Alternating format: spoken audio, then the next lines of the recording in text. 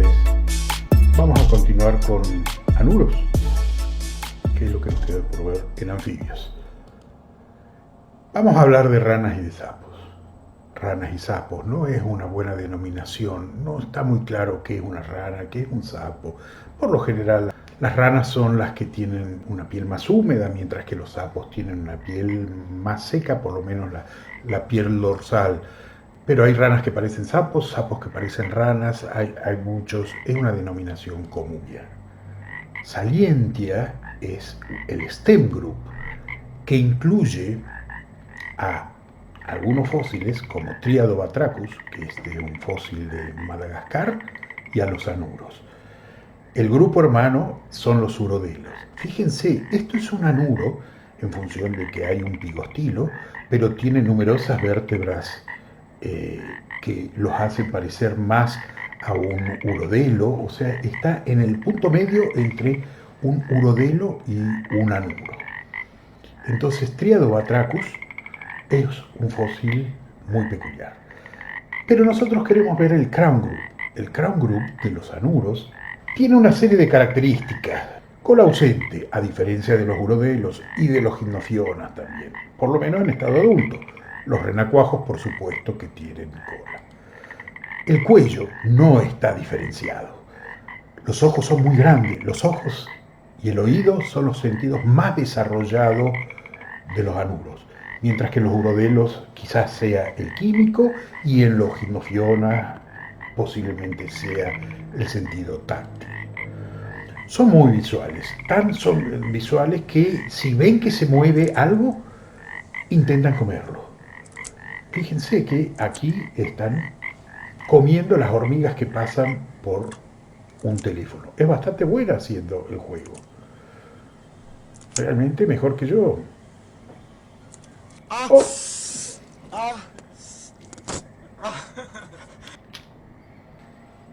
El otro sentido que tienen muy desarrollado es el oído, porque las ranas cantan. Hay numerosos caracteres del esqueleto. Y ahí podríamos mencionar, por ejemplo, las vértebras posteriores están fusionadas en un urostilo. Es una adaptación para el salto, porque funciona como una palanca. Y hay muy pocas vértebras presacras con las costillas fusionadas. Pero el escaso número de vértebras realmente contrasta con lo que es gimnofiona y con lo que es urodelo. Los miembros posteriores son más largos que los anteriores. Esto también es una adaptación para el salto, lo mismo que la cintura pélvica, que es muy alargada. Aquí tendríamos el hueso sacro, el urostilo, y la cintura pélvica, que va por debajo del urostilo, es alargada anteriormente o se articula aquí con el sacro. Las patas posteriores, que tiene un segmento, dos segmentos, tres segmentos, cuatro segmentos, muchos más segmentos que lo que tiene un tetrápodo normal, porque hay una articulación intertarsal específicamente para el salto. En el caso de la cintura pectoral hay dos modelos básicos, la arcífera y la firmisterna. Esto estamos viendo la cintura desde un punto de vista ventral. Aquí está el esternón y esto es la cintura que se conecta con la columna y con los miembros anteriores. Ahora veamos la cintura arcífera. En el esternón, este es el coracoides y este es el epicoracoides. Aquí está el otro coracoides y el epicoracoides. Los dos epicoracoides están superpuestos uno con otro y esa es la cintura de tipo arcífera. Entonces, cuando se mueve la cintura, los epicoracoides se deslizan uno sobre el otro. Es una cintura arcífera. Una cintura, en cambio, en que los epicoracoides están fijos, soldados entre sí, es una cintura de tipo firmisterna, que es propia de los ranoides. Ya vamos a ver, es derivada de una cintura de tipo arcífera. Y no es que una sea mejor que la otra, una es una solución distinta a la otra y las dos cinturas son suficientemente buenos porque tanto los que tienen arcíferas como firmisterna funcionan bien. Pero básicamente todas estas características ayudan a que los anuros puedan saltar.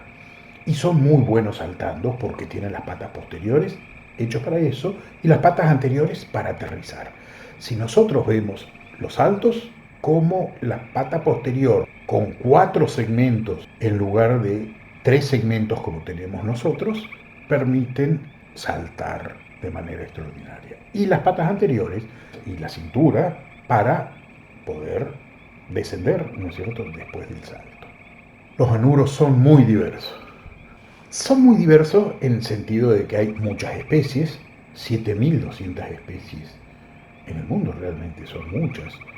También tienen una gran diversidad de hábitat. Pero pese a la riqueza de especies, hay poca diversidad morfológica.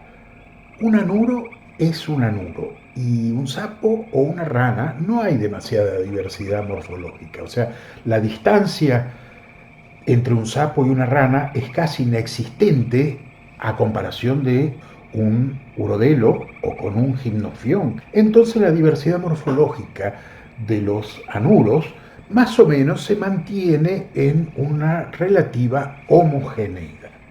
Pero hay una notable diversidad en los modos de reproducción y desarrollo. Por eso nosotros vamos a dar un gran énfasis en los anuros en cuanto a la diversidad de modos de desarrollo que cada uno de estos tienen. Estos que estamos viendo aquí son anfibios de Argentina. Es un documental del canal Encuentro. Son anfibios más bien pampeanos. Los anfibios son habitantes de 2 mundos. Al nacer, hace mucho hincapié en la metamorfosis y en el ciclo bifásico de los anfibios, pero entre las adaptaciones que tienen los anfibios y los anuros particularmente, el desarrollo directo lo tienen muchas especies. Así como también hay gimnofiones y hay urodelos que tienen desarrollo directo, o sea que se saltean la etapa larval. En general son terrestres, arborícolas, etcétera, pero siempre relacionados con un medio acuático. Y empezar a vivir en el medio terrestre.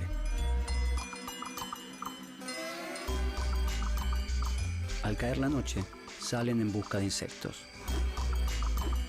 Si bien hay anfibios que están relacionados con un medio árido, como por ejemplo este, Filomedusa, porque es arborícola, pero tiene una cobertura de cera, ya lo habíamos visto, y aquí está otra vez Filomedusa sauvayi, es particularmente resistente a la desecación, pero en general todos los anfibios están relacionados con la humedad y con el ambiente húmedo. Realmente, este encuentro animal, los anfibios, tiene imágenes muy buenas, como todo el canal Encuentro.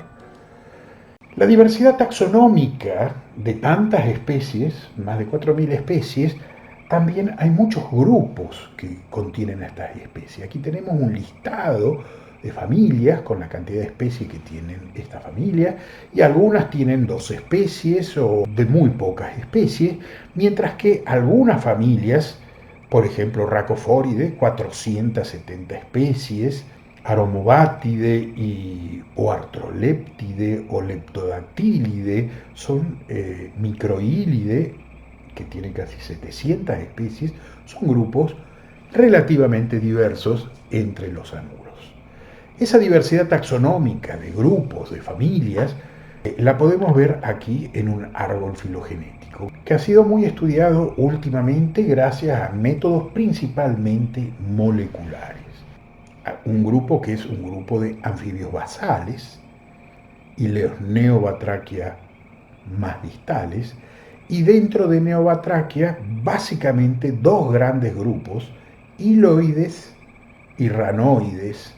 Las relaciones filogenéticas entre los grupos más finitos no le vamos a prestar tanta atención. Dijimos que íbamos a hablar principalmente de la diversidad de modos reproductivos. En realidad, el ciclo generalizado, aquí lo estamos viendo un resumen, es el ciclo que se piensa como generalizado en anfibios, y son tantos los modos reproductivos que este ciclo de vida generalizado en realidad es uno de tantos. Lo tienen muy pocos anfibios. Puede servir para el género rana, por ejemplo, o quizás tampoco ni siquiera en nuestro caso para leptodáctilos. Requiere un ciclo de vida en donde ponen huevos, salen renacuajos, ocurre una metamorfosis, que es lo que estamos viendo ahora en el agua, y de ahí las ranitas vuelven a hacer el ciclo. Cualquier ciclo reproductivo tiene que ver mucho con el canto de las ranas. El canto, la producción de sonidos y la recepción de los sonidos es el sentido más importante de las ranas. Aquí vemos cómo suenan en 10 lenguajes. Cada uno le dice croc, croc, rabbit, ribbit, ribbit, clum, clum, crop, crop, crop. Nosotros veamos cómo le vamos a llamar aquí en Argentina al canto de una rana. Estos son cantos de ranas argentinos. Estos son anfibios chaqueños. Aquí estamos viendo Sinax, por ejemplo. Yo lo que me gustaría es que al final de la clase, cuando veamos la diversidad de grupos, puedan reconocerlo. Esto es otra Leptodactylus. Aquí tenemos un Physalemmus. No se preocupen si ahora no los reconocen. Ya vamos a aprender a reconocer. Acá vemos una Filomedusa suria, que está cantando, es arborícola. Aquí está Filomedusa sauvagi, que realmente la conocemos mucho. Esto es un Ipsiboas.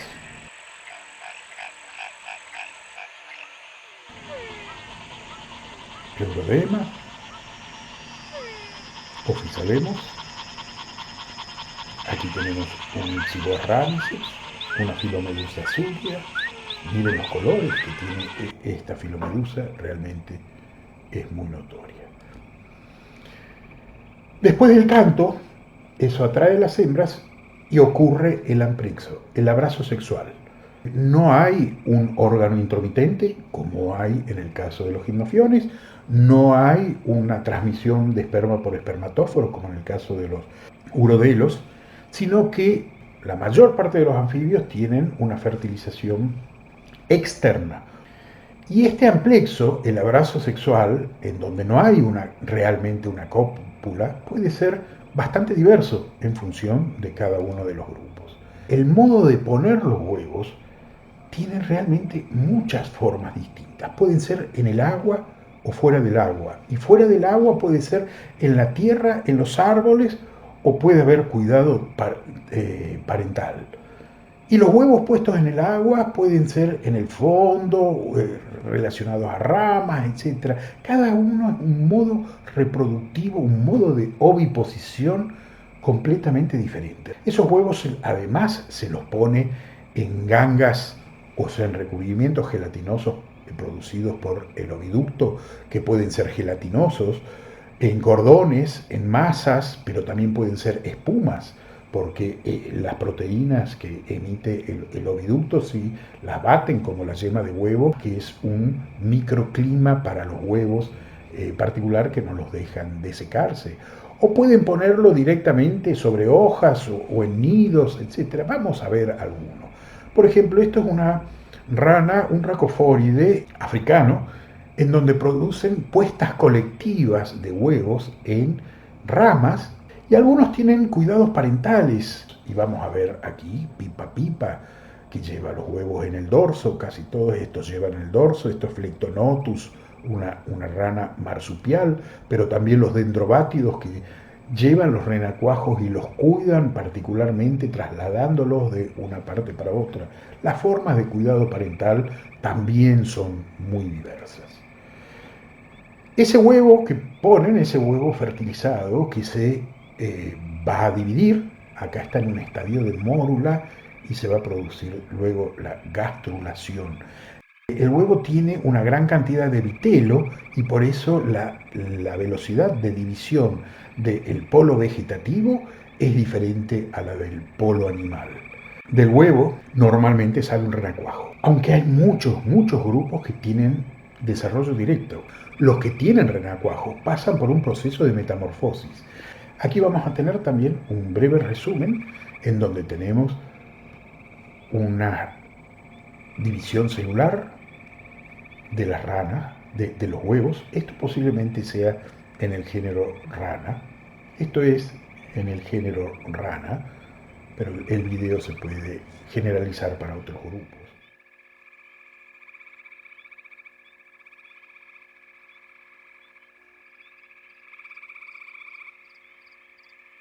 Y el embrión, una vez que está desarrollado, emerge de esta cápsula, o sea, nace los renacuajos. Pero todavía están pocos desarrollados. Estas son las larvas, que tienen branquias externas. Según la especie, algunos renacuajos nacen más desarrollados, otros menos desarrollados. Y finalmente tienen una etapa de vida larval en donde se alimentan, y acá lo vemos royendo en el medio acuático, alimentándose. Están formados los renacuajos totalmente, no tienen ni miembros anteriores ni miembros posteriores y tienen una boca muy particular que en este caso sirven para raspar el fondo y alimentarse de algas. Pero recuerden que hay algunos renacuajos que llegan a ser hasta carnívoros, carroñeros.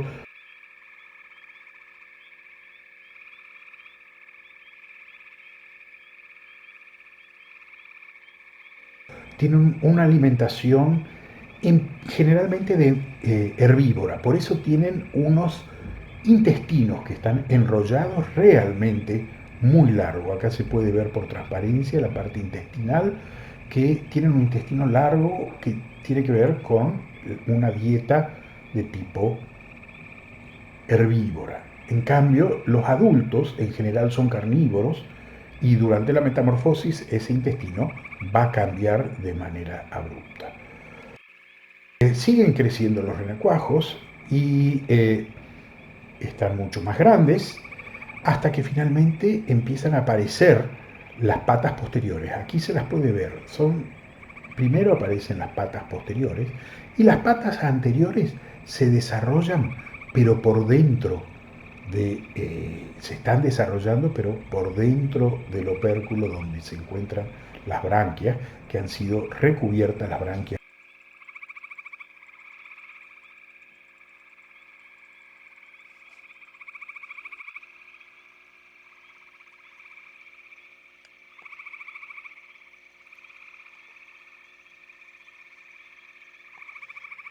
Finalmente, cuando comienza la metamorfosis, van a emerger las patas anteriores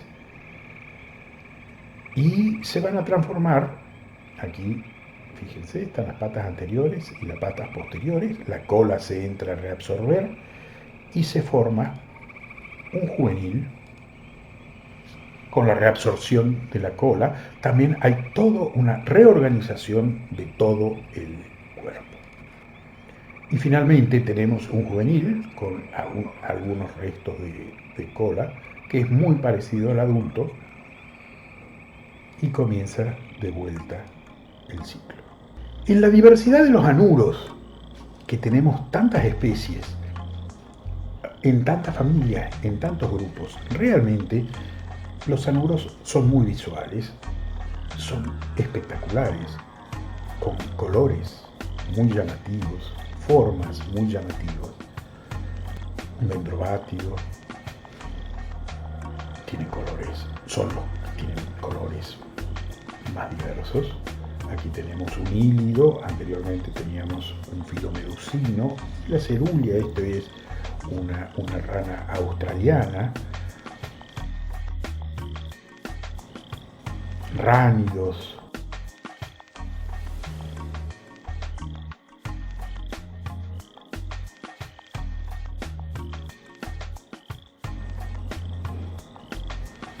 y para estudiar la diversidad de los anuros, particularmente el Neotrópico Sudamérica es el lugar donde tenemos mayor diversidad.